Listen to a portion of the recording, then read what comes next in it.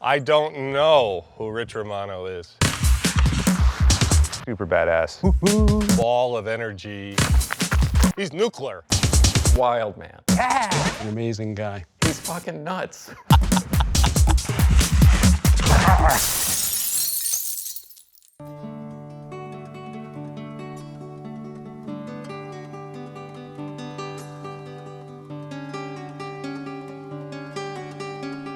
The Shawangunks are, I would say, probably the best trad climbing in the East where you can get every single grade available. The vast majority of people that end up climbing in the Gunks, their first time they go is the traps, and that's where they continue to go. They eventually branch out to the near traps maybe, and that's pretty much it. That's where people climb, and that's what they consider the Gunks. Then there's the other side.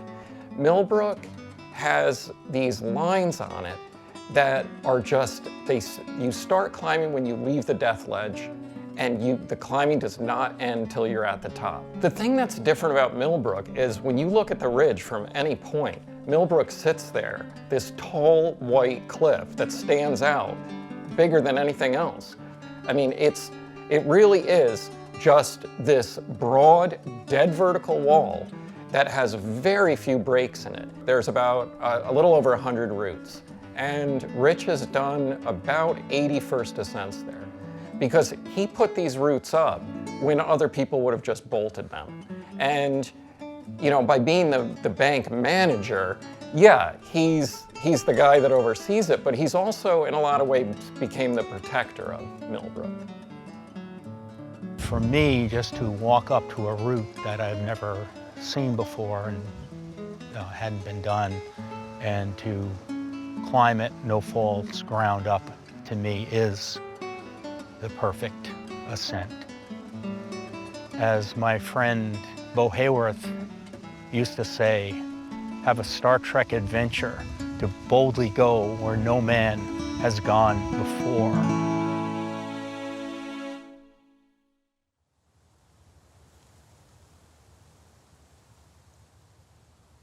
Today we're going to go check out this route called Dark Continent that Rich Romano put up with Jim Munson back in 1983.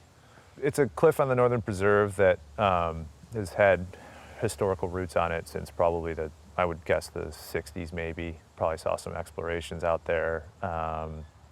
It has since sort of faded into obscurity. It's kind of hard to access. Rich had told me that Merlin Larson, I believe, had done it in maybe 95 or something like that, but it wasn't clear if he led it, top roped it, or even if he had done it. He didn't tell me too much about it. When we did Dark Continent, we did it in the true sense of ground up. No previewing, no pre-placing gear. Maybe we didn't know any better. It was the ethic of the day.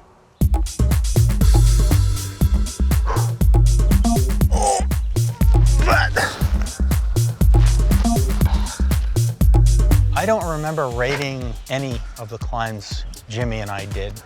We just climbed them.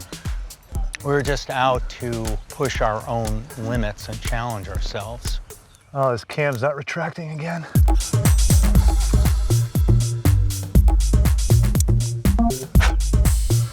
Munson reminded me of us taking 30 footers on this. I don't remember that.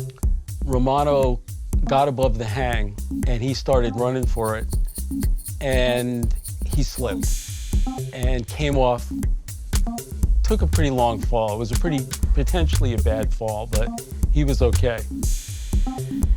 And that was rare. Romano, you didn't see Romano fall very much at all. I mean, that was very rare. And I think that might have been the only time I've really ever saw him take a major leader fall.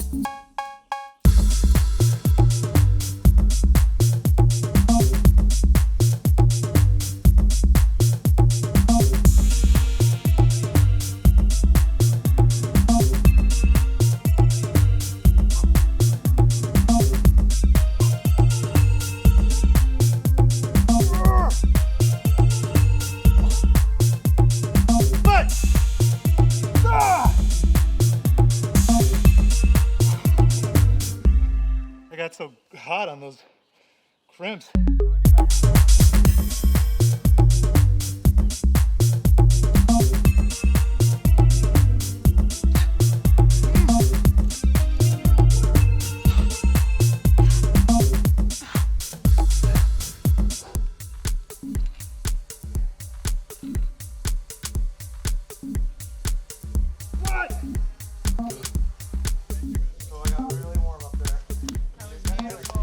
Nice job, man. Whoa. Yeah, man. Yo. Yeah. Cool route, man. Yo, bro, man. Thanks for the route. Yeah. That's awesome, man. Holy cow. I mean, those are like credit cards. And you're just like, oh, Jesus, no. I mean, they're like as small as they could be without, like if they were any smaller, Really? they wouldn't be holds. Man, what a cool fucking route. Yeah. It is on your arms the whole way.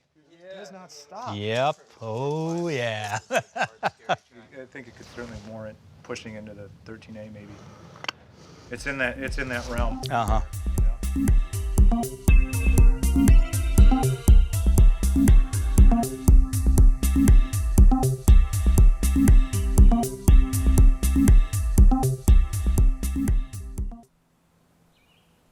Hi, I'm Rich Gottlieb. I've been climbing in the Gunks for 40 years or something. Why is Millbrook called the bank? Well, I think that phrase was coined by Rich Romano, and I think it involves the fact that he would go out there and put up new routes all the time, and he was always making a deposit at the bank. But I think Rich has always shied away from the spotlight and done his own thing in his own way. Let's start on concept psychic phenomena, crack.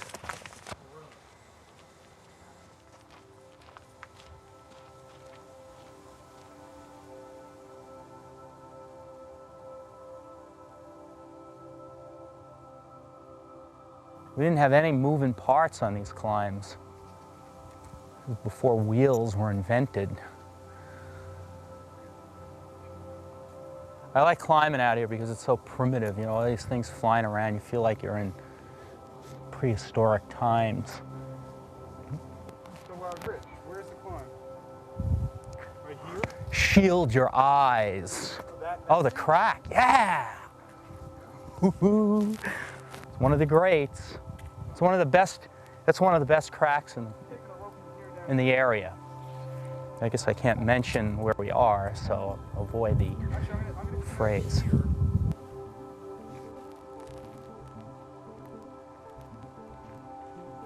It's definitely an old way of racking. Shoes are new, right? Was it L'Oreal? Yeah. It's only because I can't get EBs anymore.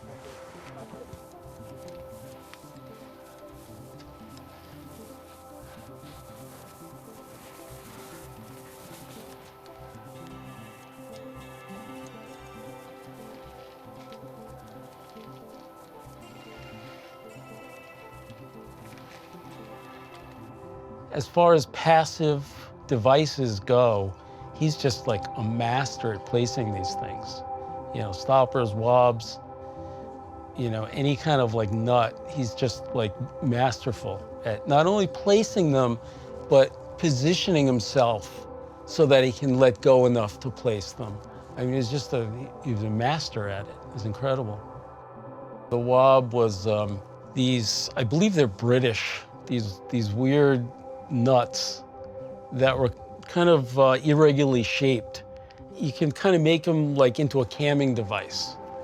So Romano loved these things, and he was like so good at like placing them. He would place them in places that you couldn't put anything else in.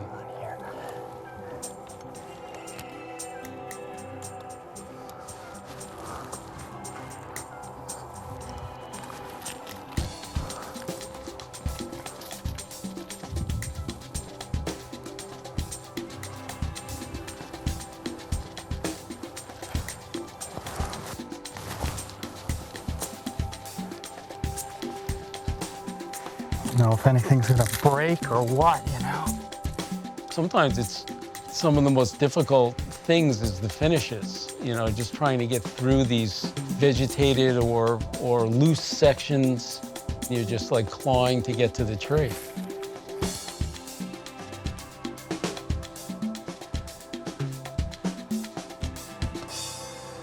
Nice to be back home. The Crown Royale bag, the chalk bag, you know, he swears it's like the best thing he can use and the chalk doesn't come out of it. I mean, you know, it really works for him. It's great. I like flimsy chalk bags. I mean, this one is in serious need of repair, but I don't like those ones they turn upside down.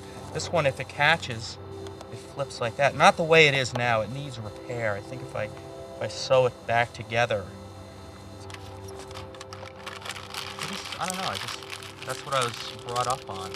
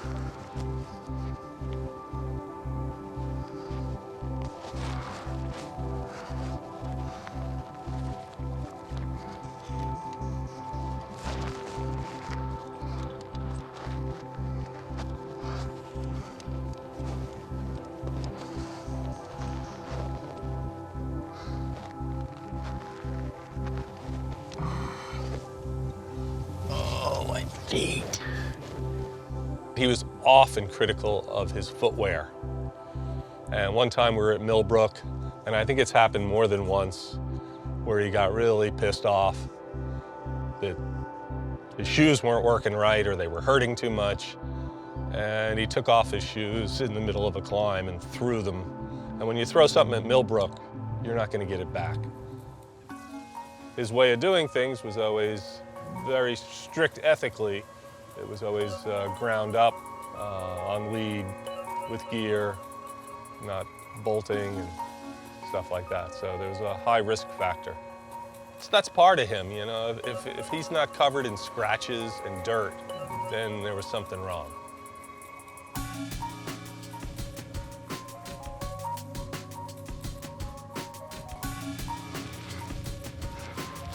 There used to be a flake on this that was loose, but it was really key because you could stand on it. No, it broke. A friend of mine ticked it off. Yeah, I'm clipped. I almost pulled that nut out. He is quite a force to be reckoned with, and a guy that, again, it wasn't a day unless there's blood. I mean, when he goes biking, there's blood. When he goes climbing, there's blood. There's dirt, there's blood, there's broken things, you know.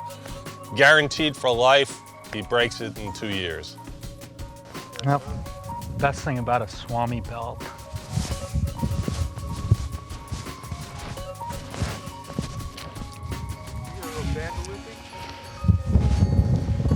I've yet to put it on that way, though.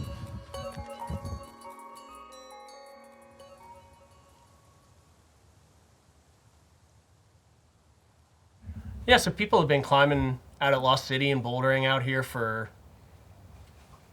generations, and there's boulder problems put up right here. There's some supposed to be classic V8 right here, and right underneath all of it is keel haul down in this beautiful cave, but you never see anybody climbing on it. Keel haul is an old Rich Romano boulder problem from, God, a while ago, and I don't think it's been repeated. In fact, I'm certain of it. Handful of climbers have given it goes off and on, but I'm going to see what I can do today. A climber defines themselves by the routes they put up, and climbing a number of Rich's routes, it seems like he likes to punish himself, and I don't know why. There's something inherent about suffering in life, and maybe he's just found this as a vessel for that suffering. You know, there's two directions you can go. You can either like turn yourself off, or you can dive deeper into the suffering, and it seems like Rich chose the latter. It takes a certain sickness to enjoy off-widths.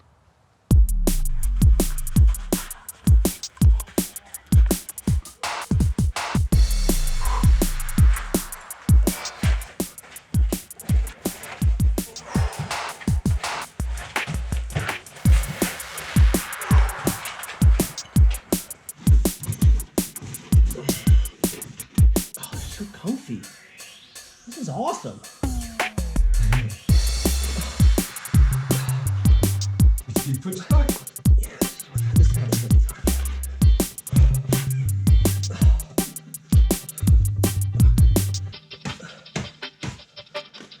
So if at any point you want me to grab you, just tell me. Right? Yeah. This is so rubber.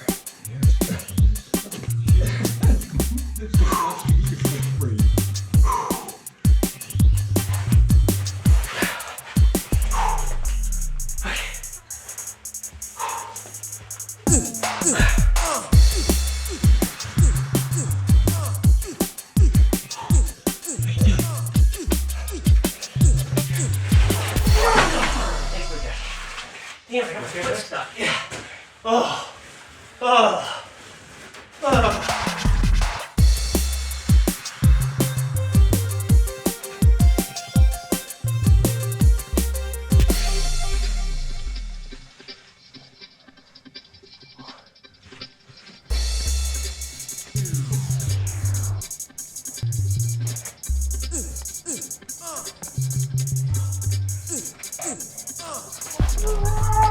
You saved my life! Faster, me! Faster! We saved each other! Yeah, I'm cool, you're cool.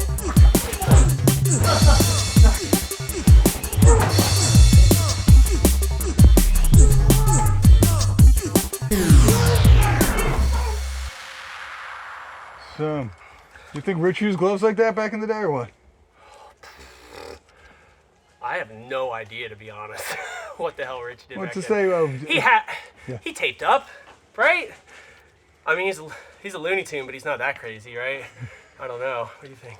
Shorts, t-shirt, no tape.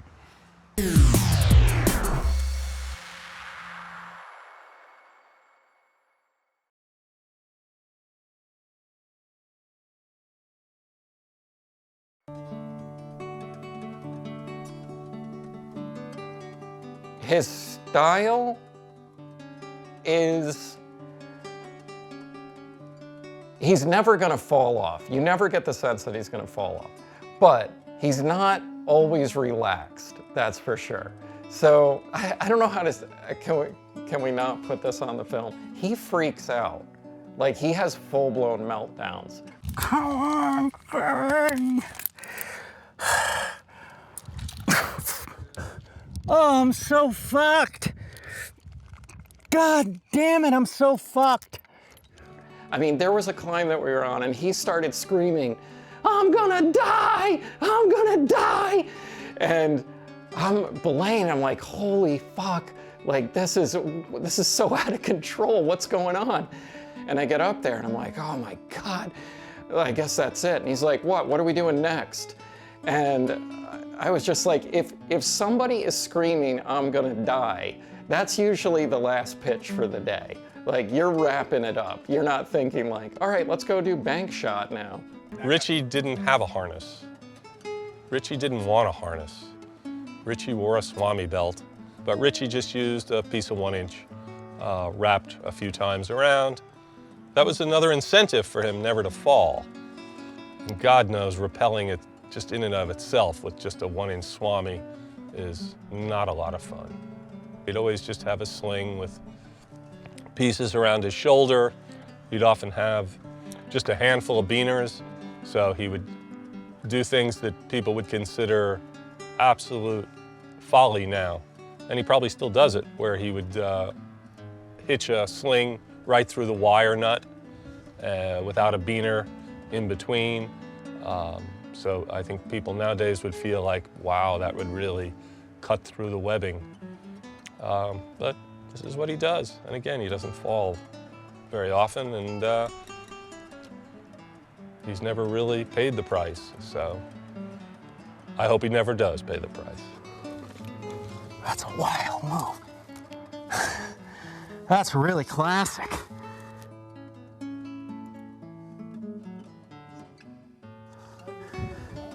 That's bomber, but you're really awkward. You set it up, you know, and then you do this, get this pinch up here, and then it's just, you stick your foot in the, yikes. You stick your foot in the crack.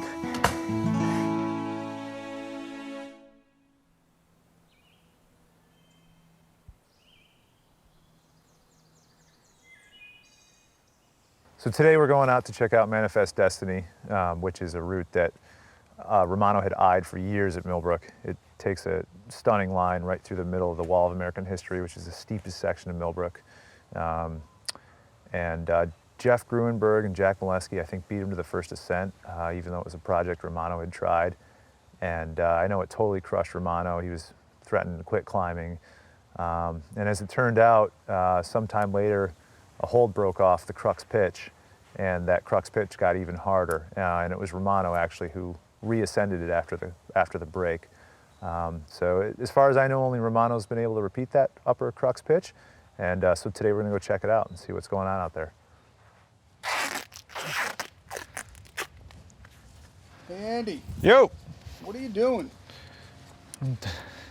Modern tactics. Duct tape my damn pants down.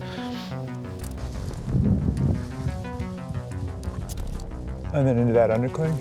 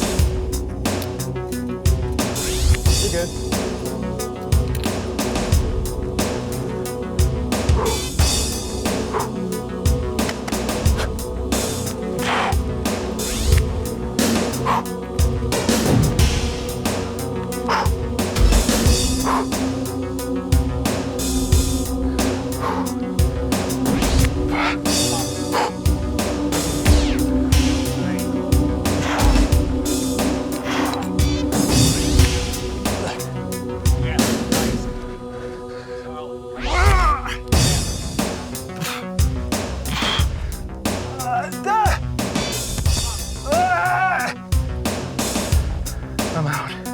Fuck. I'm still on Christian, sorry. Yeah, I don't know how. I thought I was out of there.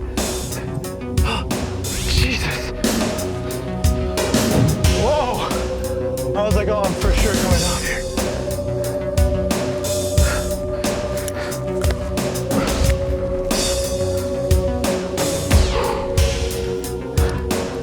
How did that happen? Oh, everything's out there.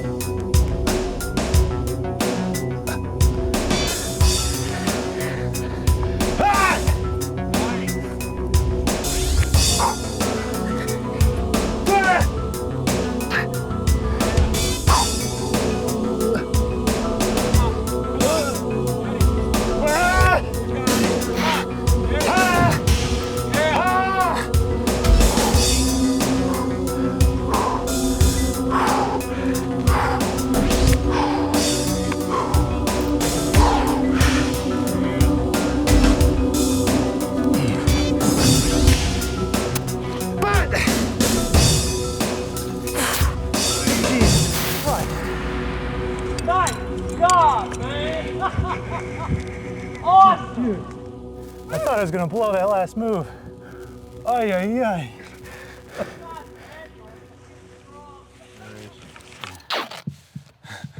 Smarter tactics.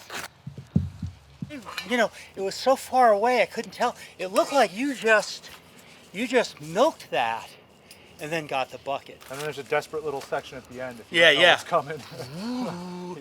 Yeah, that little finger lock over the overhang. Yeah. You know, it's pretty cool to have to apply new school tricks to something so old school. And without those tricks, it would be so damn hard. I could see it being 13A, sure. Maybe that'll make more people get on it.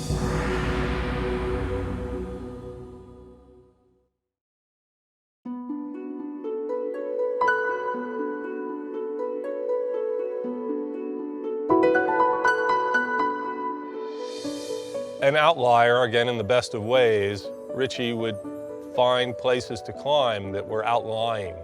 The Sun Bulge, Bonnecue Crags, then places that were not exactly open to the public. The Pommelgat Ravine, front faces there, facing the valley.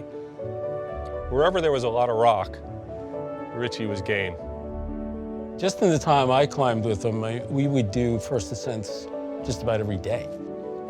You know, we'd be out, scoping remote crags and just going into the outback and finding the real nice plums of the area.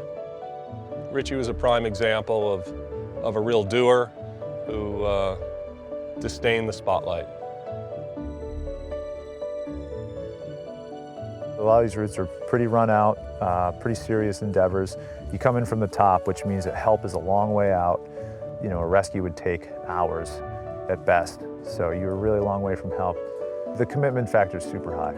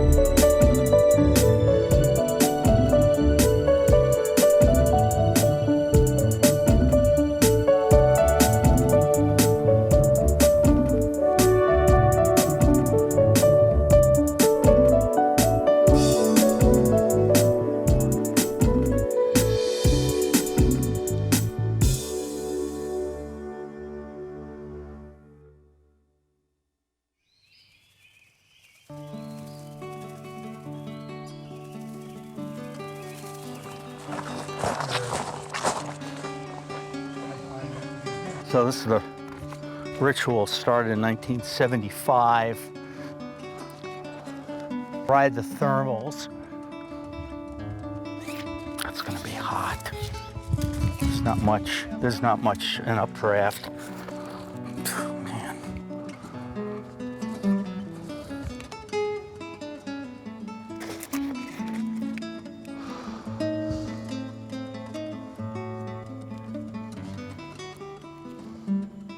The time eraser, I did it with Mo Hershoff, 81. So they just thought it was a cool name.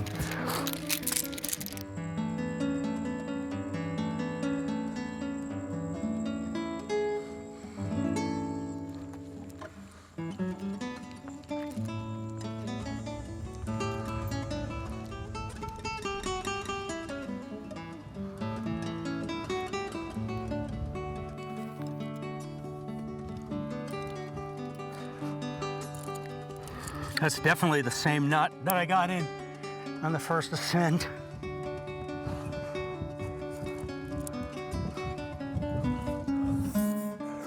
There have been many people that have been pivotal in raising the standards of climbing in the Gunks in a traditional area. But I'd say that of all those people, Richie's the one that really epitomizes the traditional nature and the nature of risk that used to be so inherent in climbing and seems to have dissipated a lot over the recent years. Richie's activities here really epitomized what climbing was like in the Gunks and can be like in a trad area.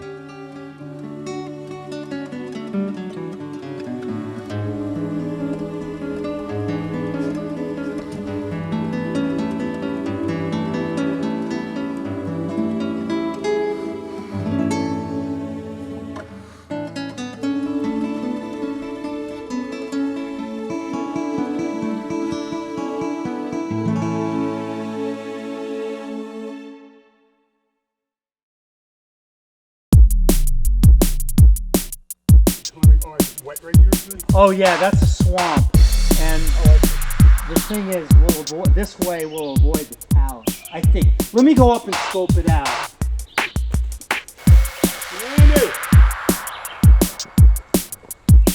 Like straight up, pretty much. Yeah. See what happens is we'll hit the wall. Well, I think Andy's right there. Just turn.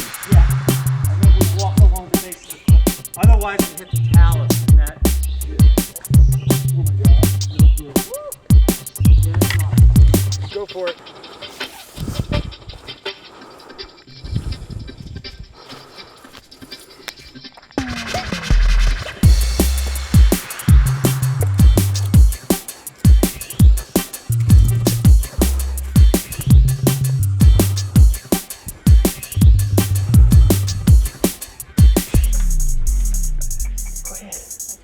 Get a little jam in there.